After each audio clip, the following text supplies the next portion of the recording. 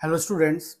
एक common question, अभी बहुत कॉमन ही क्वेश्चन आ रहा है। मतलब मुझे मैसेज भी बहुत सारे आ रहे हैं, व्हाट्सएप पे भी बहुत कॉमन मैसेज आ रहा है। बिल्कुल जो भी फर्स्ट ईयर जिन्होंने भी अभी ज्वाइन किया हुआ है, तो बहुत सारे बच्चे ये क्वेश्चन कर रहे हैं कि सर हमें इस बीएचएमएस में परसेंटेज बनाने के लिए कितने घंटे पढ़ना है, या हमें बीएचएमएस में अच्छे परसेंटेज बनाने के लिए क्या करना है। तो मैं आपको बता दूं स्टूडेंट्स, मतलब जो आप फाइनल डॉक्टर बनने वाले हैं इन फ्यूचर, तो मेडिकल साइंस में परसेंटेज की उतनी वैल्यू नहीं होती है। मतलब परसेंटेज की इम्पोर्टेंस होती नहीं है।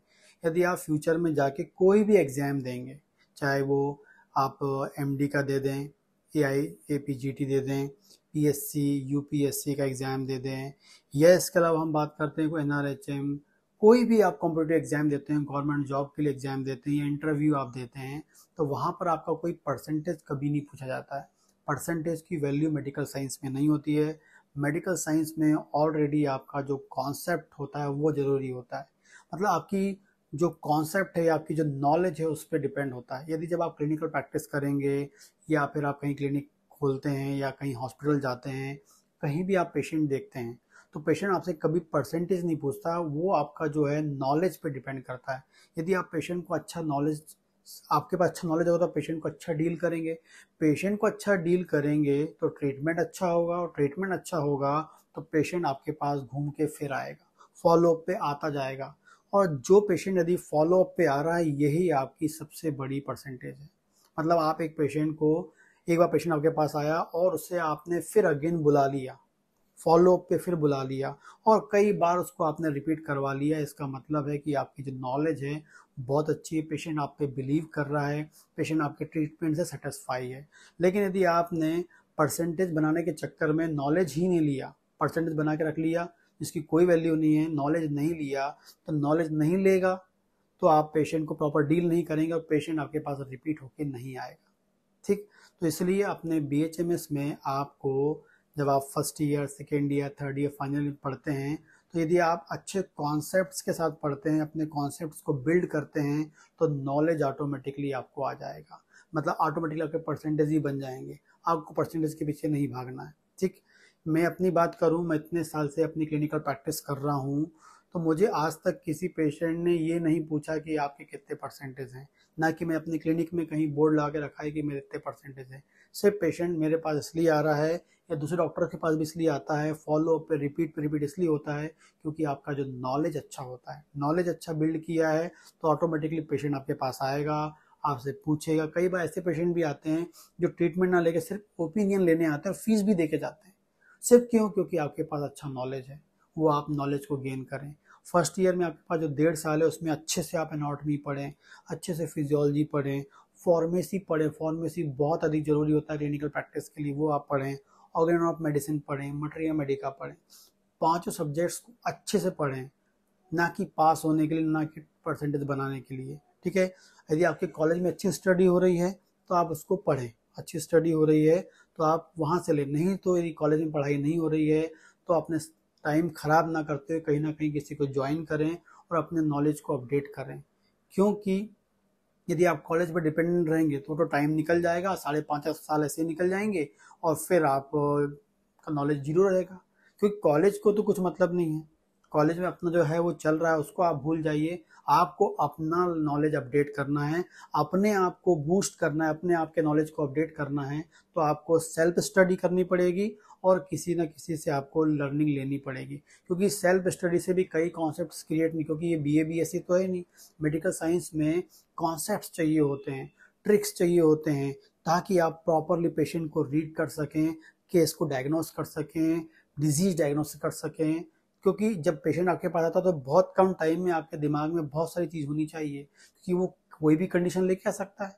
और यदि आपके पास नॉलेज नहीं होगा तो आप कैसे डायग्नोस कर पाएंगे? सही टाइम में सही इन्वेस्टिगेशन लिखना पड़ेगा, तभी तो आपको रिजल्ट मिलेगा, तभी तो आप प्रॉपर दवा दे पाएंगे। तो ये आपको करना है। तो इसके लिए फर्स्ट ईयर अच्छे से पढ़े। कई बार क्या होता है, बच्चे लोग सेल्फ स्टडी करते रहते हैं और पूरा सिलेबस भी नहीं पढ़ते हैं और सेकेंड ईयर में पहुंच जाते हैं, और यदि उनको लगता है उन्होंने फर्स्ट ईयर में अच्छे परसेंट बना लिए तो उनको बहुत कुछ आ रहा है।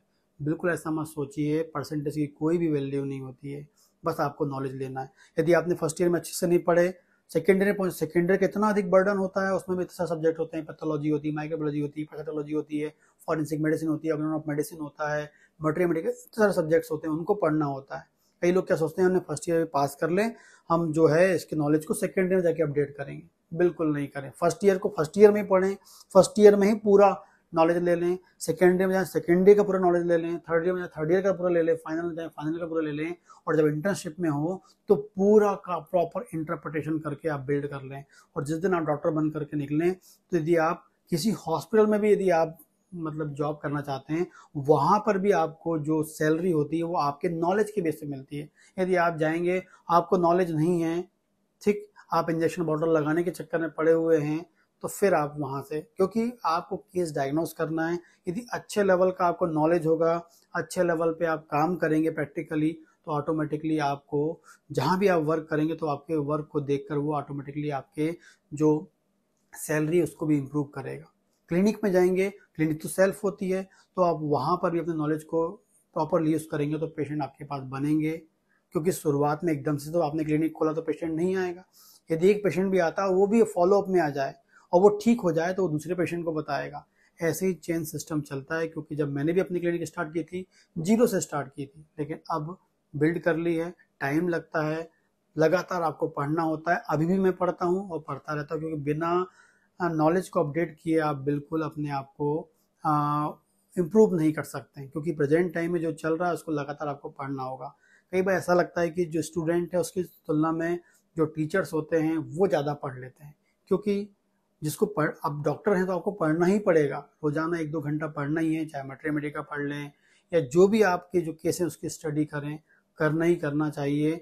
नहीं तो आप अपने आप को इम्प्रूव नहीं कर पाएंगे। तो जो नए बच्चे हैं वो दिमाग से निकाल दें कि परसेंटेज पे वैल्यू ना देखकर आप नॉलेज को इम्पोर्टेंस दें। परसेंटेज तो ऑटोमेटिक, यदि आपने नॉलेज कॉन्सेप्ट क्रिएट कर लिया तो परसेंटेज तो ऑटोमेटिक बन जाएगा। तो मेडिकल साइंस में परसेंटेज की वैल्यू नहीं है, नॉलेज की वैल्यू। नॉलेज अच्छा होगा तो सभी कॉम्पिटिटिव एग्जाम भी आप इजीली क्रैक कर पाएंगे।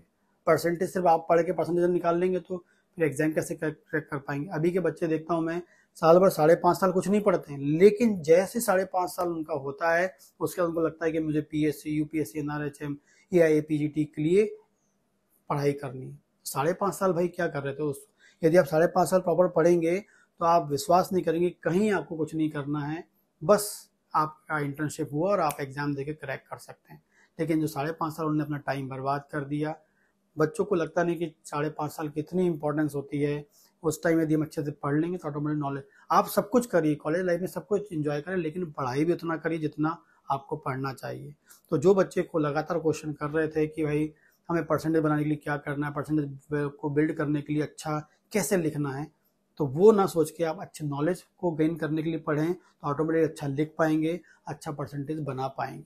ठीक है, पहले कॉन्सेप्ट, नॉलेज, उसके बाद ऑटोमेटिकली परसेंटेज, और आप पास तो हो ही जाएंगे यदि अच्छा आप कॉन्सेप्चुअल पढ़ते हैं तो। ठीक है, इसके अलावा भी कोई क्वेश्चन तो आप मुझे कमेंट कर सकते हैं, और इस प्रकार के वीडियोस के लिए आप मेरे चैनल को सब्सक्राइब कर सकते हैं।